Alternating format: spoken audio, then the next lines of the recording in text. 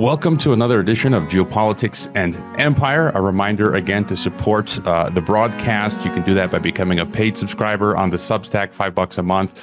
Buy me some coffee or send reinforcements via donor box. Today we welcome Alex Newman, who's an award-winning international journalist, educator, author, speaker, investor, and consultant who seeks to glorify God in everything he does. You'll find him at thenewamerican.com, where he's a senior editor, as well as libertysentinel.substack.com or libertysentinel.org, among other places. Welcome to the podcast, Alex. Great to be here. Thank you very much for having me. So we chatted a while back on my TNT program, and so first time I think having you on Geopolitics and Empire. And let's get right to it, right out the gate, guns blazing. At this juncture, historically, geopolitically, prophetically, what are for you the key issues and trends to be observing as we enter what seems to be the quickening or the crucible, as I like to say? Well, that's a big question, and there are so many different roads we could go down there. But when it comes to, I think, the biggest issue, I believe it involves what's happening to our children in the public school system. We're watching right now a centralization of education unlike anything the world has ever seen, maybe clear back to the Tower of Babel. We've got the United Nations now openly calling for centralized global education standards. They're putting out, actually a few years ago, they put out international technical guidance on sexuality education. They want all the kids in the whole world to learn the same sex stuff. We've got really an effort to indoctrinate every child on this planet into submission to an all-powerful one-world dictatorship, if we're just very blunt about it. And so on the surface, you see the geopolitical tensions. We see what's going on with Russia, Ukraine, NATO, and the West versus, Kremlin and the Eurasian Economic Union. We see that. We see China. We see what's going on in the Middle East. But under the surface of it all, behind the scenes, not really getting much attention, is this effort to bring all the children of the world into this one world globalist system. And what's so remarkable about this to me is that it's not even hidden anymore. If you read Agenda 2030, the 2030 Agenda Sustainable Development Goals, goal number 4 deals entirely with this issue. It says all learners everywhere need to learn world citizenship. They need to learn sustainable development. And actually, the text of the agreement indicates that they don't just need to be brainwashed enough that they'll go along with it, they'll accept it. The word they use is they're going to promote sustainable development. They're going to promote the UN's understanding of human rights, which is radically different than the traditional American understanding of human rights, right? In the American vision, God gives us rights, government exists to protect those rights. In the UN vision, the UN and governments give us rights, in quotes, and they can take them away at any time. So I do believe that what's happening just behind the scenes with education is probably the most significant issue. Of course, that's not to downplay the significance of all the others, but I think give it a generation, maybe 2, and you'll see this issue is going to become far more important than anything else we're talking about. And again, that's not to downplay the issues we're facing. The open border is huge. I mean, the reverberations from that are going to echo down through the ages. But the most significant thing is that for the first time in human history, we're seeing a concerted effort to indoctrinate every child on Earth with the same propaganda from the pit of hell. And that overlaps with that main project of world government, where they're pushing us towards a global economic system, a global political system, and so they have to have what you outlined, this global education system. And I've mentioned before, I've taught at the top high school in Kazakhstan, where they had obligatory model United Nations. SDGs, as you mentioned, those were being infused into subject matters across the board. I also taught at the top high school and university in Mexico. Same thing there. So it seems like they start with the top tier schools in foreign countries, and then they work their way down towards the public schools. Do you see this happening globally? Do you see them having a difficult time to implement some of this stuff, and some of the maybe more remote conservative countries around the world? It's so interesting that you say that, because I grew up around the world. I went to some of the most elite educational institutions on the planet in Mexico, in Brazil, in Switzerland. And we were getting a massive dose of globalist propaganda when I was growing up. This was in the 1990s and in the 2000s. We had all the model United Nations. Everything was about, the UN was really portrayed as like the savior of mankind. It's going to get rid of the scourge of war and poverty and hunger. And this was just drilled into your head from the time you're tiny. And the agenda was always, to me, very transparent. They're training up future managers for this diabolical global system. So that's where this is headed. Yes, they are having some resistance from. I was on the Arabian Peninsula just a few months ago and had the opportunity to meet with some of the senior officials at one of the Sunni Arab regime's education ministry. And they were bragging to me about how they were aligning all of their programs and curricula with the United Nations. But they said, we do have some. They tried to be very delicate about it. I assume they didn't want to get in trouble, but it's something about, we have some moral and issues with, modesty and things. So we can't import all of the sex education stuff yet, I guess was the attitude. So, yeah, I mean, it's going to take a lot longer on the Arabian Peninsula, for example, to be able to teach kindergarten children that they may have been born in the wrong body or that, homosexuality is great and wonderful. They're not going to do that in Saudi Arabia or Qatar or Bahrain or the United Arab Emirates within the next decade or so, I'm quite sure. But the science is all being aligned. The history is all being aligned. What we're seeing now is truly global in scope.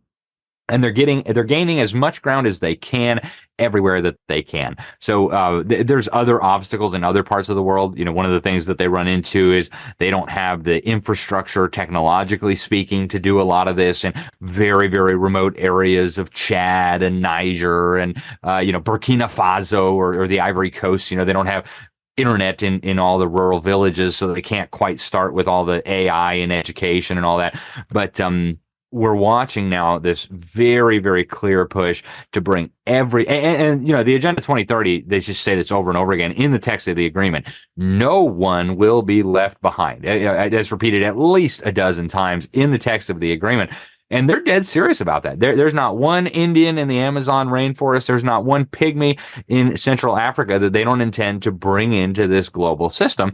And so right now we're watching that architecture be built. It will take longer in some places than others, but their plan is to make sure that not one single child slips through the cracks, and they make it crystal clear in their documents. And I'm going to bring up a question I was going to ask later, but it kind of links to what you're talking about. And I've seen you mention this in your speeches. People can go on your feed, and you're giving talks all the time, doing interviews, podcasts, and that would be, the one world religion. Theosophy, I think, is the key word here. And, I've attended a Lucis Trust meeting in 2009 in Geneva. They've got their offices in New York, London, and Geneva. And, they're a UN NGO, and they basically, they believe in, Blavatsky, Bailey Theosophy, and they believe, in their own words, they say Lucifer is the Christ, the Messiah, and they're preparing for his return. And that they say that UN conferences and World Economic Forum and such conferences are preparations, are basically conferences to prepare for the coming of this Lucifer Christ that they talk about. And, there's this talk of Age of Aquarius. And I think this is the philosophy of the elites, but I'm also seeing now in alternative media, I've been going to different anti-globalist alt media conferences, and they're full on Gnostic, Theosophy. They talk about Christ consciousness. Even some of the popular figures. The other day, Candace Owens, just started talking about Christ consciousness. So there's a lot of strange now stuff coming up from below. And I think this plays into this sort of utopian one world sort of movement. Any thoughts on this? It is so interesting you say that. I'm already blown away by this conversation because there are very few people in the world that you can have conversations like this with. So yes, Theosophy is a huge influence that runs right through all of this, right? Just to give a real clear example of this for the folks out there, and I talk about this in my latest book, Indoctrinating Our Children to Death. I've got a whole chapter on this. The guy who wrote the World Core Curriculum, his name is, he passed away, Robert Mueller. The UN calls him the father of global education, and that's no exaggeration. He is quite literally the father of global education. He's the primary author of the World Core Curriculum. It's on the UNESCO website. You know, he said very openly that every child in the world and every school in the world needs to get involved with this World Core Curriculum. The foreword to the teacher's manual actually says in very plain English that his philosophy of education, all this World Core Curriculum, is based on the teachings of Alice Bailey, who was the founder of the Lucifer Publishing Company, one of the leading theosophists of her day, and the Tibetan teacher Javal Kuhl. And what people don't realize is that Alice Bailey was communicating with spiritual entities. She called them ascended masters. And there are still people today, many of them at the highest levels of education, even here in the United States, who claim to be communicating with these same entities.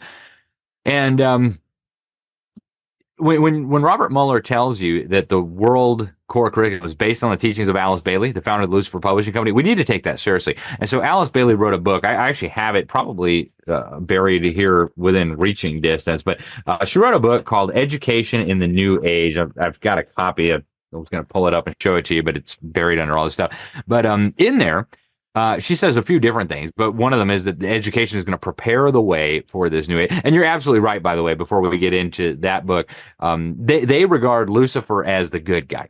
See, so they look at Christians and they think, oh, you idiots, right? You guys worship. They see the God who's described in the Bible as Jehovah, as this oppressive, dictatorial, autocratic tyrant who was keeping Adam and Eve imprisoned in the garden.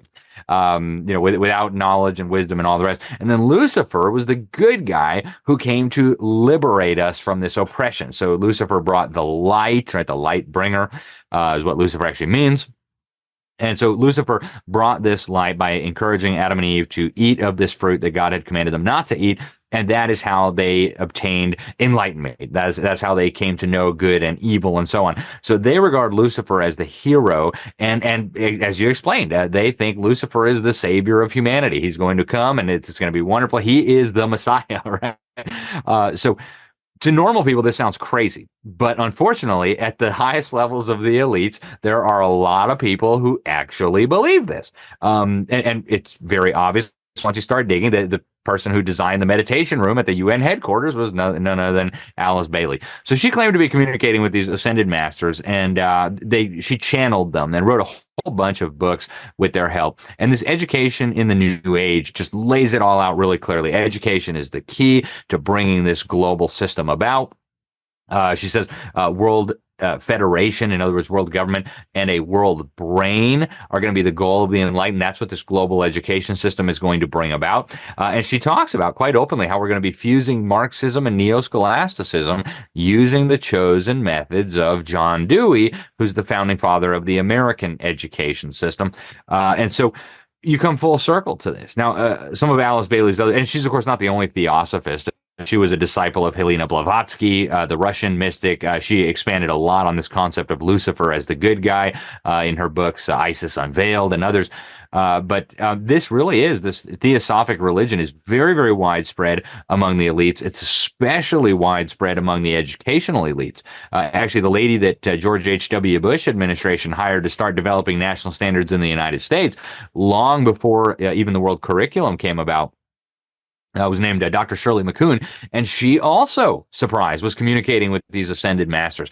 She co-wrote a book with a friend of hers called "The Light Shall Set You Free," and it's about this new age that's coming. And all of them have this idea in common that the biggest obstacle to bringing about this new age, this evolution of consciousness, this age of Aquarius, is Bible-believing Christians. Alice Bailey called it the great heresy of separateness. In other words, those Christians, God told them to be separate, to be holy, to be apart, to come out of Babylon. And, that's not compatible. Everybody needs to be a part of this. So, this is a really critical issue. It's something that doesn't get talked about nearly enough, in my opinion. And I don't believe you can truly understand what's happening at the world level without understanding the influence of Theosophy and people like Alice Bailey and her minions. Any thought? Have you noticed again? Dr. Mercola, I've been a huge fan of his since forever, but it just came out that he is involved. He's under the spell of some guru and taking orders from this guy who's basically channeling spirits. I would say channeling demons. And so, his ex-girlfriend, Erin, I forget her last name, shared this news story now where Mercola fired even his sister. And, I still look to respect him from a health perspective. But now I have to take everything he's talking about with an extra grain of salt. But, any thought on independent media sort of, pushing, because I've seen them talk about oneness and Christ consciousness and these Gnostic ideas. Yeah, I think this is actually a really important issue, and this is also something that doesn't get talked about nearly enough. I got a really weird phone call. This is the first time I'm going to mention it publicly, but I got a really weird phone call from an individual who claimed to be associated with this council, I believe he called it, a universal council. And in this conversation, I was told about these supposedly non-human entities that inhabit this planet.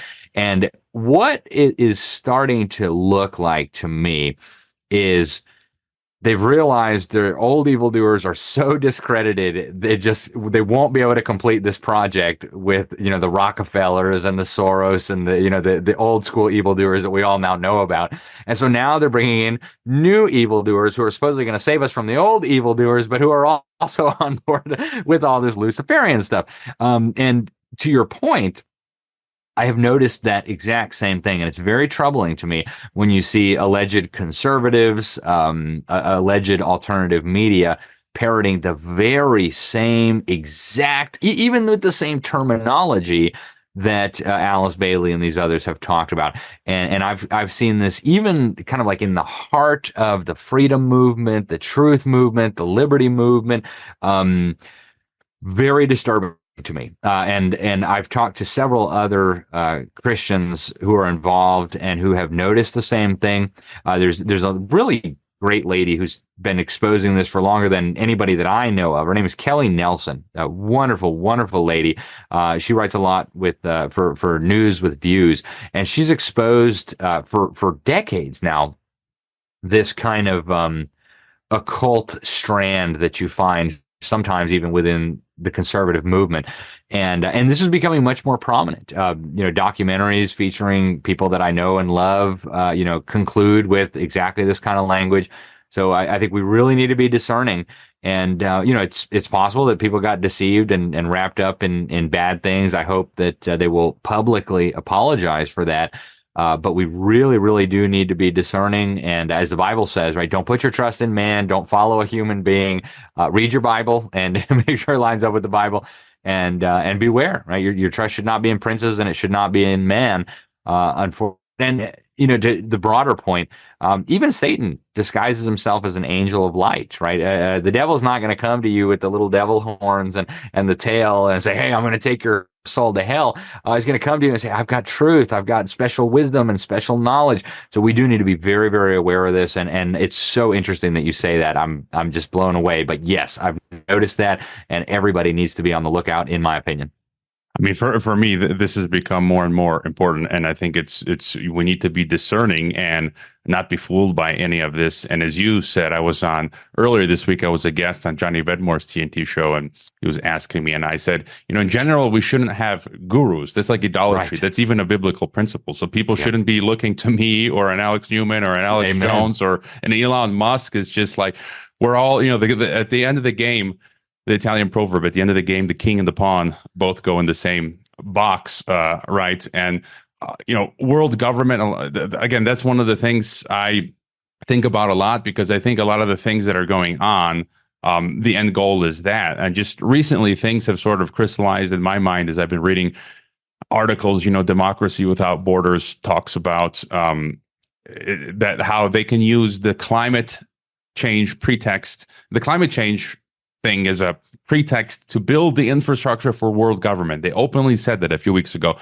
Then you've got, on the heels of that Oppenheimer movie, same thing, articles coming out from Bulletin of the Atomic Scientists, which is a total globalist institution, saying the threat of nuclear war can be used as a pretext to build the infrastructure for world government. So you got nuclear war, climate change, and then the health, right? You've talked about this as well. The WHO pandemic treaty, the international health regulations that they can use this three-pronged attack, health as well, to build the global structure. And you mentioned already Agenda 2030. And we've got the smart city stuff. I live in a smart city. Guadalajara is a resilient city financed by the Rockefeller Foundation, which is a smart city.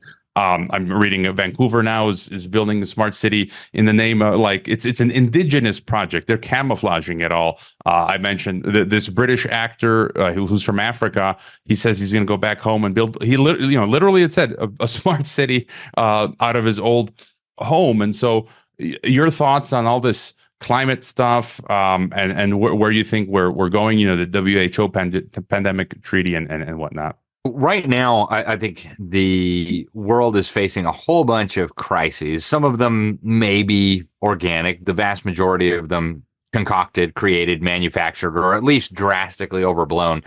And this should not be a surprise, right? The globalists have told us for so long that crises and war are the most effective catalyst for advancing their cause. If you don't believe me, the U.S. government had a document on this. They commissioned a report back in the early 1960s. The State Department and Institute for Defense Analyses commissioned a report. It was called "A World Effectively Controlled by the United Nations," written by Lincoln Bloomfield. People can still read this today. And in it, Lincoln Bloomfield says, his task is basically to figure out how we get from the old world of nation states to the new world of one world governance. And he says the fastest way is to use war, the threat of war, or crisis to change people's attitudes. Sufficient, he says, for a revolution in world political affairs.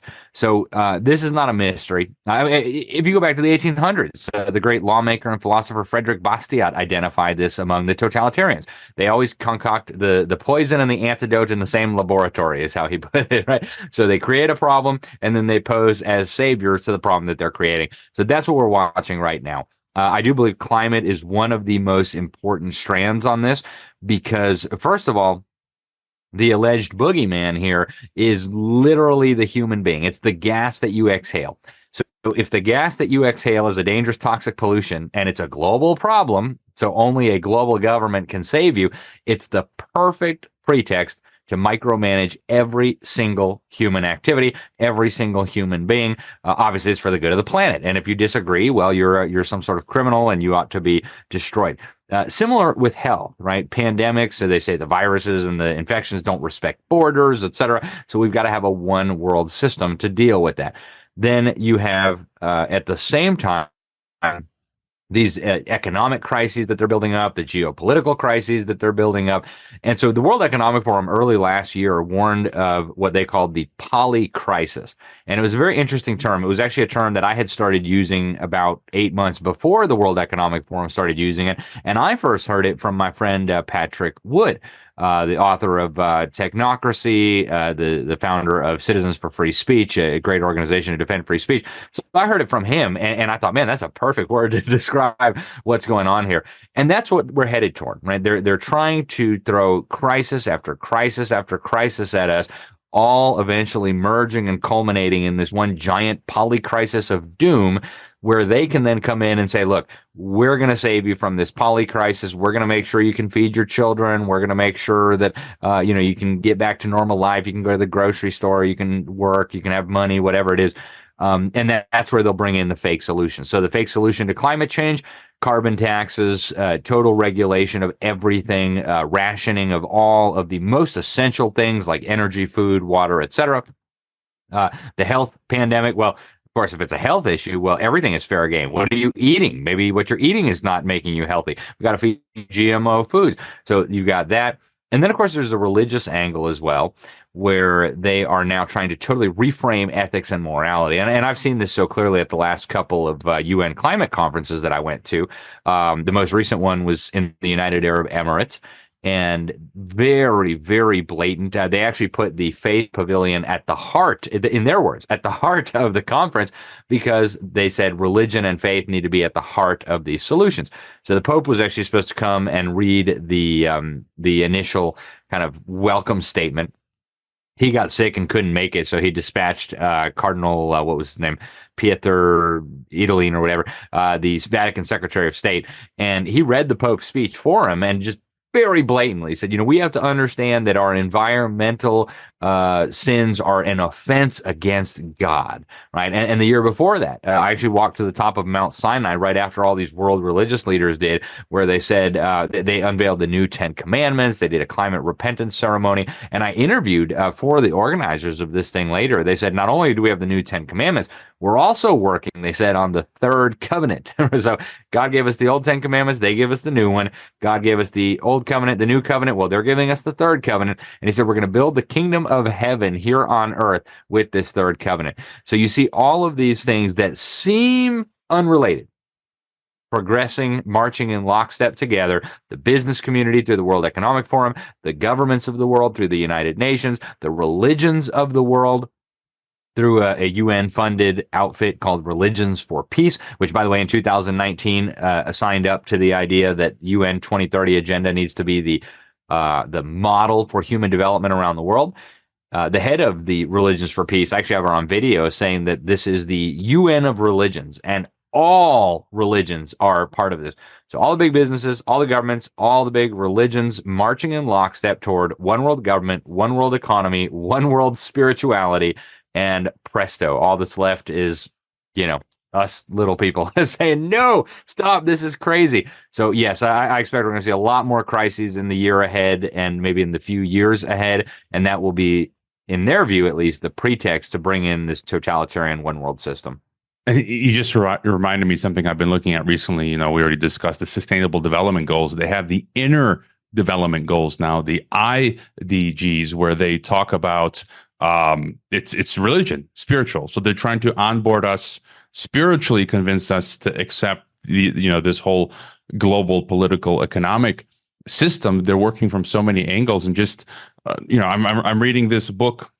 I've been reading it for the longest time, but from the 1970s, Building the City of Man, and it's world civilization. It's just what you just said. The guy is saying we need to depopulate, implement scientific dictatorship, and that we could use multiple crises to bring in world government, where finally people, maybe use a tactical nuke or something like that, a limited nuclear exchange, to get people to give up their national sovereignty. So it's like there's countless books without end outlining all of these plans. And I'm just curious your thoughts on the recent the terror attack in Russia. I was looking at New American. William Jasper was commenting on this, and I keep it also in the back of my mind. I believe the 99 Moscow apartment bombings were a Russian false flag. I believe 9/11 was an American false flag. And so it's just like everyone does this sort of thing. It seems to look like it's the West doing it, and seemingly to sort of escalate to try to start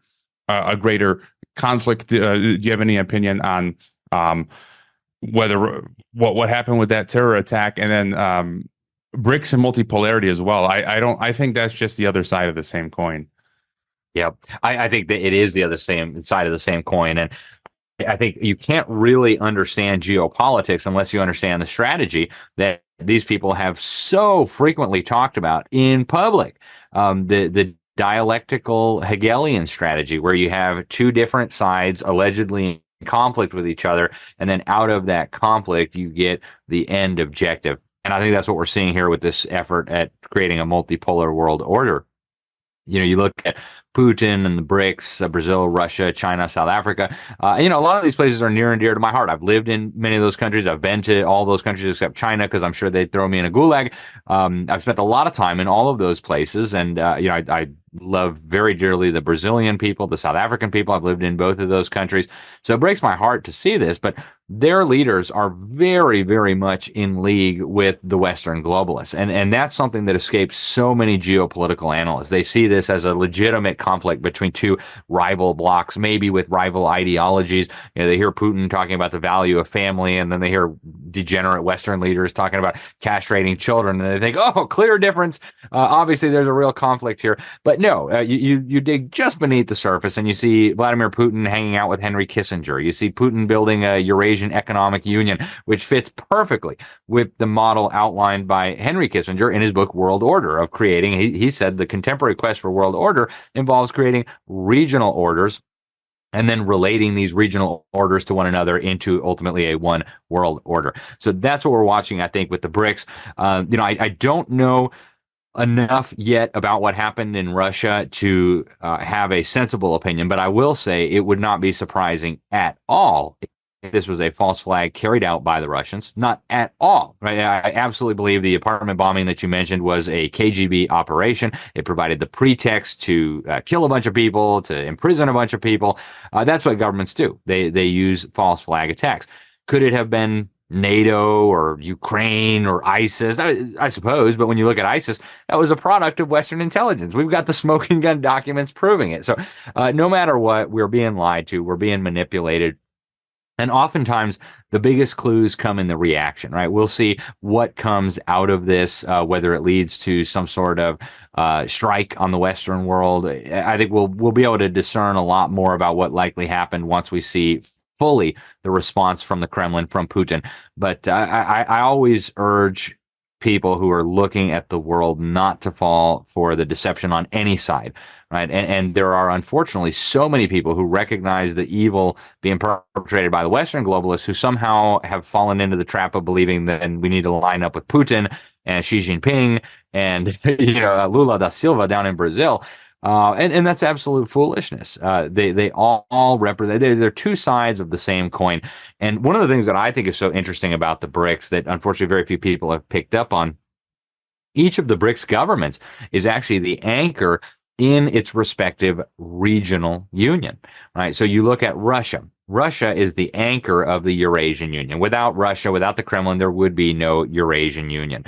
You look at Brazil. By far the most important country in Latin America. It is the anchor of Mercosur. It's the anchor of UNASUR. It's the anchor of the regional blocks that are developing throughout Latin America. You look at South Africa. South Africa is the economic powerhouse, the political powerhouse, the military powerhouse, and the diplomatic powerhouse of the African Union. Without the South African government, without the money coming through the South African government, the African Union is basically nothing, right? They've got Egypt, which has a lot of people, but not a lot of money. South Africa is the anchor of the African Union. You look at China. Of course, China is a critical component of the Association of Southeast Asian Nations. It's a critical component of the Shanghai Cooperation Organization. And so each of these governments is actually instrumental in this push for a multipolar world order, and also in the push for dividing the world up into these regional governments, exactly as Henry Kissinger strategized in his book, World Order. And when you take all that together, even the name, the BRICS, right? This is a term that came out of Goldman Sachs, Jim O'Neill, the guy who first labeled it. So to think that the BRICS are a legitimate counterpart, and I'll say one more thing on this too. If you read their declarations, right, every year they get together and they put out a declaration. I encourage people to just go read the declarations. They're openly asking for the same thing that the Western globalists are asking for: a stronger United Nations, a global monetary system, a UN counterterrorism program, a UN salvation program from climate change. They're asking for the exact same things. They're asking for the exact same new world order that the globalists in London and Washington, D.C., and New York and Paris are asking for. So we need to understand that it's two sides of the same coin. False flag terror attacks are a pretext to accelerate the agenda that they had already. And folks, don't be deceived by Putin. He is not your friend. So that just blew my mind what you said there, and I never and didn't click, but now it's perfect. And I focus a lot on the regional integration, and so it makes perfect sense how you outlined they're the leader in their regions. And just to add, you mentioned Jim O'Neill, and from my research, it was not just Jim O'Neill, but actually BRICS was the brainchild of World Economic Forum graduate and young global leader Rupa Purushothaman, together with Jim O'Neill of Goldman Sachs. So again, that is very suspicious. And I keep pointing out because I think this is important. My Mexican president AMLO last year called to copy the EU in North America and integrate Canada, USA, Mexico. Bukele in El Salvador, everyone's lauding him. He, in July, and these are mainstream sources, July last year, Bukele said we should copy the EU and create a Central American Union. And you said the same for South America. Putin is doing it in Eurasia together with, Nazarbayev at the time in Kazakhstan was pushing that. They say it was Nazarbayev's idea in 1994. So, I think it's a biblical perspective as well, what you mentioned earlier, this spiritual discernment, because the Bible says that, all tribes, waters, nations, rich and poor, will become, be subject to this system. So that would mean that there won't be any nation who won't be part of this global system. So that butts up against the multipolaristas, as I like to call them, that you just mentioned, who are pushing BRICS and multipolar, and it's the grass is greener on the other side. No, guys, it isn't. And any other things that are important for you, the home front, USA, it looks like we're already experiencing some of the cyber polygon stuff. The ship that just destroyed the bridge. There's civil war movies coming out. There's talk of a second civil war. I've got no idea what to expect with the elections. I had on Colonel Douglas McGregor last year, who says we might not even have elections. Any thoughts on the home front here? Well, I want to start with the North American integration idea. That is so critical. And people think that, that was Vicente Fox, that was George W. Bush. It's kind of not on the agenda anymore. Baloney. Joe Biden was down in Mexico City last year. They signed the Declaration of North America that nobody paid attention to, but absolutely critical about deepening further the integration of North America. And to all the people who really love Trump, that don't take this as an attack on you, but Donald Trump got through the USMCA, which was actually the greatest leap toward integration in North America since NAFTA. It's just a fact. I like a lot of what Trump did too. Don't get me wrong. I hope he's reelected, but the reality is he deepened the integration of North America unlike anybody had done since the emergence of NAFTA. USMCA is basically NAFTA on steroids. It covers drastically more areas of law.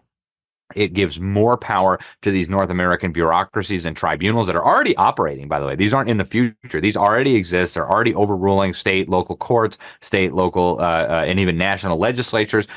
So this is happening now. And we've known that this was coming for a very long time. In fact, Klaus Schwab talks about it in his book on the Great Reset. There's a really interesting chapter in there that deals with this. And he talks about how people were kind of upset with globalization during the pandemic, but then he calls for an in-between solution between globalization and no globalization, and a solution, of course, to the problem of national sovereignty, national self-determination, self-government. And that alleged solution to the supposed problem is, in his words, regionalization. He says the success of the European Union shows how regionalization can be a really important step toward globalization. And then he addresses North America. He says the three states that compose North America now trade more with each other than with China or Europe. So, hey, this is great. And, from the prophetic side, and I would not claim to be any kind of expert in eschatology. In fact, I approach eschatology and prophecy with just a profound sense of my own inadequacy. I never claim to truly understand or have a grasp on these things, but I did think it was really interesting that we're seeing, depending on whose counts you're using, about 10 of these regional governments emerging. And in Revelation chapter 17 and verse 12, it says, and then the 10 horns that you saw are 10 kings who have not yet received royal power, but they are to receive authority as kings for 1 hour together with the beast. So I don't know that these 10 regional governments that are emerging, the African Union, the European Union, the Eurasian Union, I don't know that those are that. It's a very interesting little passage. And I think really that's one of the most important things happening on the geopolitical front. And yet outside of publications like, Foreign Affairs of the Council on Foreign Relations or the New American Magazine, you read almost nothing about it. And yet this is an incredible revolution in world affairs. I mean, this is the most significant development in geopolitics maybe since the 1600s, right? And the Treaty of Westphalia, where the kind of the nation state was enshrined. This is a revolution in world political arrangements, and yet it's receiving almost no publicity. We're talking about the end of national sovereignty all over the world, and it's not even a subject of political discussion. It's not an agenda that people are thinking about when they're voting. It's just incredible that they could have gotten away with this for so long. And you can tell this is orchestrated from the top, right? No sensible, serious person would believe that everybody in the world just woke up one day and decided, you know what, we don't really need our nations anymore. Why do we have a national government? Let's just surrender our sovereignty to this regional government. Nobody feels like a North American, right? Until a few decades of EU propaganda, nobody felt like a European, right? You're a Swede or a Frenchman or a German, right? A Pole. So this is very, very clearly being imposed on humanity from the top down. It is so significant. It's happening in the background, and I think people ought to be paying attention. And it's kind of what it made me think what you said. Synthesis. The synthesis is regionalization, nationalism, one world. The middle, the synthesis, regionalization, and the Book of Daniel also talks about the statue and the dream, where you've got the empire's gold, silver, bronze, and iron.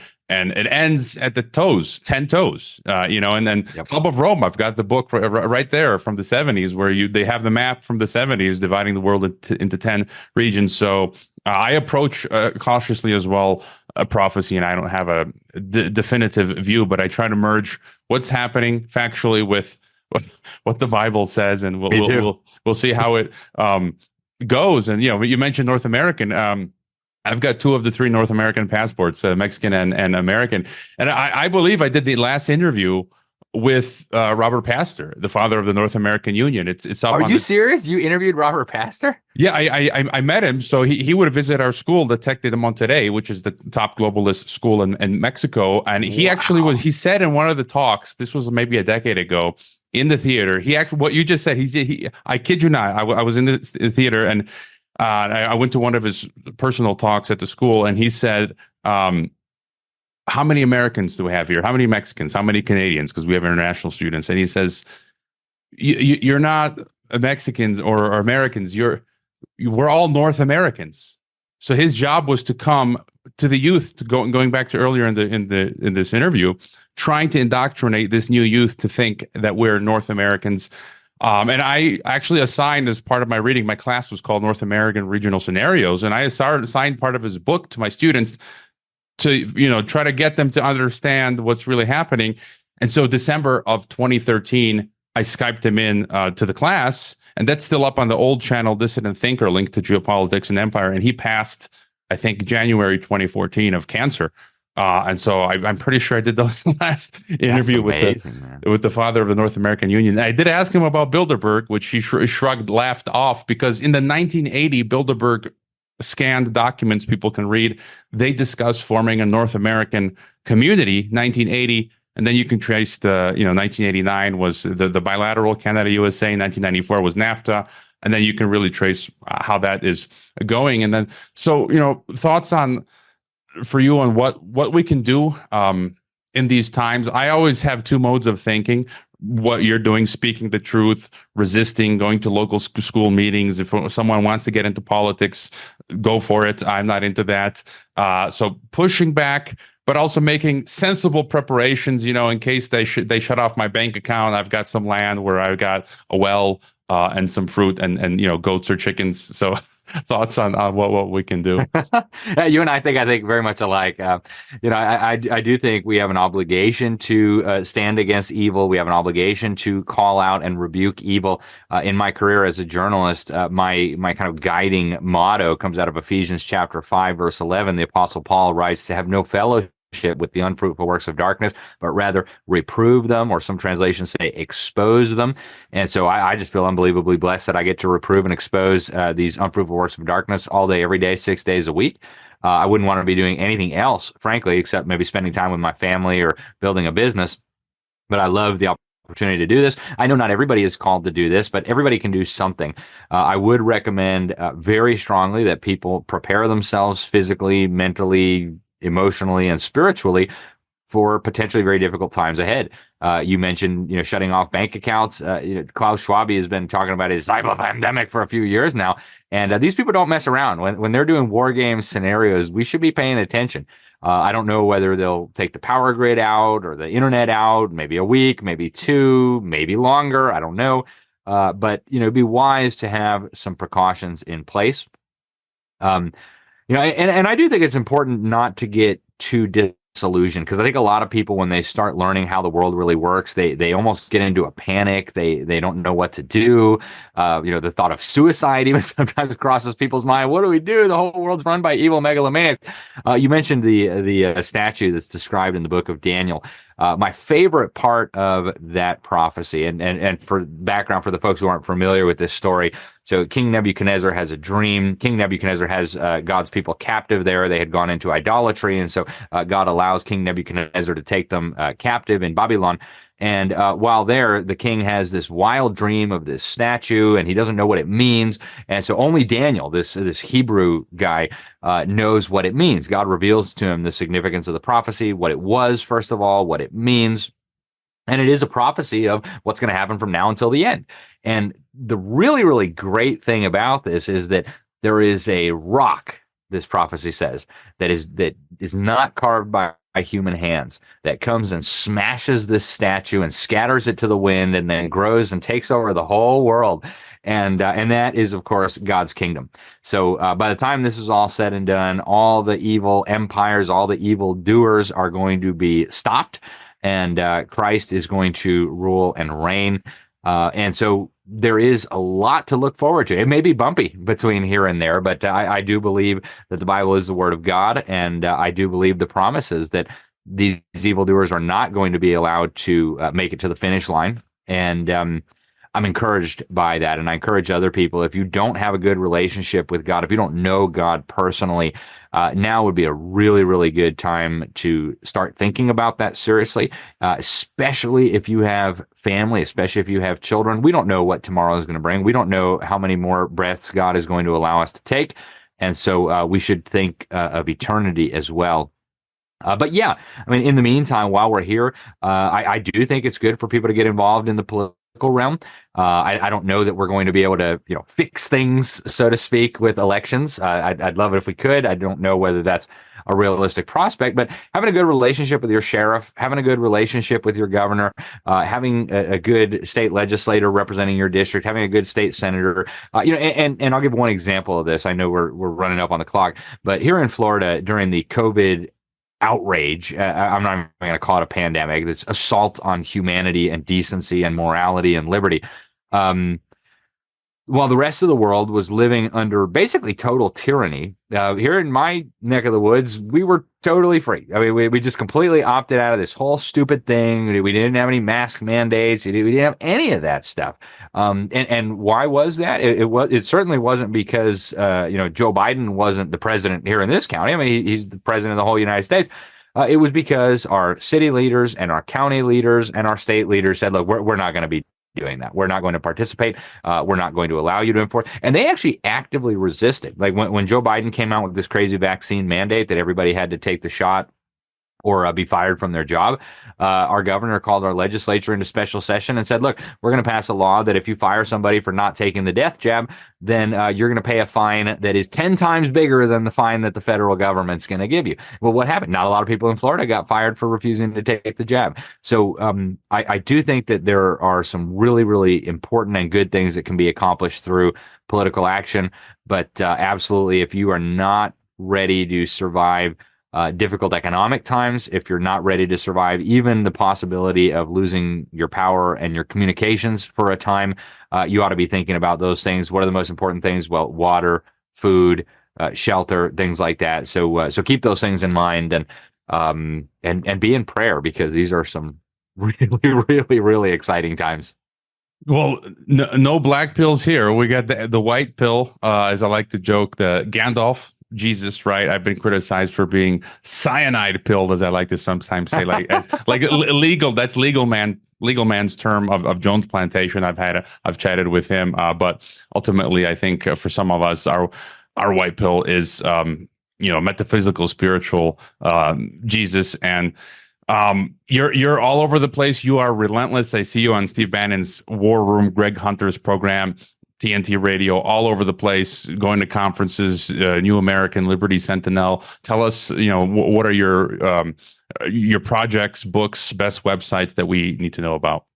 Well, thank you again for the opportunity. So my personal website is libertysentinel.org. We send out a newsletter twice a week. We do a daily TV show through there called The Sentinel Report. It goes out through Lindell TV along with Emerald Robinson and Lou Dobbs, a whole bunch of other great people. So they can watch that on my website or any of the networks that carry it. I do a weekly nationally syndicated radio show over the New American called Behind the Deep State. People can check that out either on AM/FM radio or it's on the newamerican.com, where I serve as senior editor. I do encourage people to get signed up for the magazine. especially if you live in the United States. You can get it shipped right to your door twice a month. Here's our latest issue. We did an interview with Congresswoman Marjorie Taylor Greene. She's always a firebrand, always has interesting stuff to say. I do lead as a volunteer the Public School Exit Ministry. We're working to get children out of government schools. You can find us at publicschoolexit.com. We will do anything we can to help your family or your church liberate the children from government indoctrination camps. And then here's my latest. It's Indoctrinating Our Children to Death, Government Schools' War on Faith, Family, and Freedom, and How to Stop It. I believe this is it's actually what we started with, right? The education issue. I believe it's the critical issue of our time, and the book's available anywhere decent books are sold. Unfortunately, including Amazon is the easiest place to get it, but my website also carries it, and I'll be happy to ship it to people. And thanks again for having me on the program. It's what a pleasure to talk with someone who's so well informed. I really appreciate the opportunity. Well, you're doing awesome work. Keep it up. And if I don't see you on this side of eternity, I'll see you on the other side. Thanks for being on Geopolitics and Empire. Amen. Thank you, brother. I hope you enjoyed this Geopolitics and Empire podcast. The website is geopoliticsandempire.com, and I encourage you to sign up for the free email list that goes out with each podcast and every weekend with a collection of news headlines. The newsletter and website are our last lines of defense. We're being censored and deplatformed.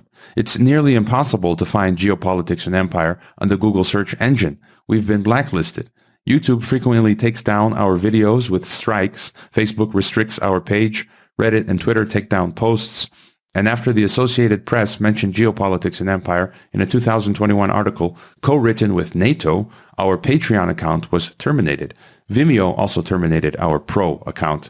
The best free way to help Geopolitics and Empire is to leave a review on Apple Podcasts or elsewhere and subscribe to all of our media channels. You can find the video broadcast now on 5 platforms: Odyssey, Rockfin, Rumble, BitChute, and Brighteon. You can find the audio broadcast on the podcast ecosystem: SoundCloud, Apple, Spotify, and so on. My current favorite social media channels are Twitter and Telegram, but you can also find us on Gab, MeWe, Minds, Float, VK, Instagram, Facebook, and LinkedIn. Finally, Geopolitics and Empire is in dire need of funding to continue. You can leave a donation, purchase a consultation with the host, or become a member to receive additional benefits. We also produce a weekly broadcast called Dissident Thinker for members and Rockfin subscribers only. We will continue to fight the good fight come hell or high water. Thank you for listening.